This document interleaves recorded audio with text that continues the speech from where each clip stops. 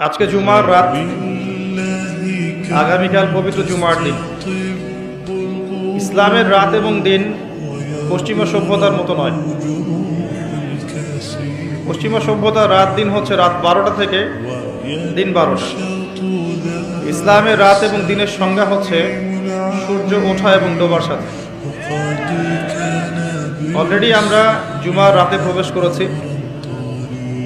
জুমার দিনে অনেক আমল আছে, তার মধ্যে অন্যতম কিছু গুরুত্বপূর্ণ আমল হচ্ছে বেশি থেকে বেশি রাসূলুল্লাহ সাল্লাল্লাহু আলাইহি ওয়াসাল্লামের প্রতি দরুদ পাঠ করা। নবী করিম সাল্লাল্লাহু আলাইহি ওয়াসাল্লাম বলেছেন, কেউ যদি তার প্রতি একবার দরুদ পাঠ করে আল্লাহ রাব্বুল আলামিন তার প্রতি 10 বার রহম করবেন। বলেন সুবহানাল্লাহ। তার আমল নামায় 10টা নেকি লেখা হবে, 10টা গুনাহকে মাফ করে দেওয়া হবে এবং তার মর্যাদা 10 গুণ বাড়িয়ে দেওয়া হবে। বলি সুবহানাল্লাহ।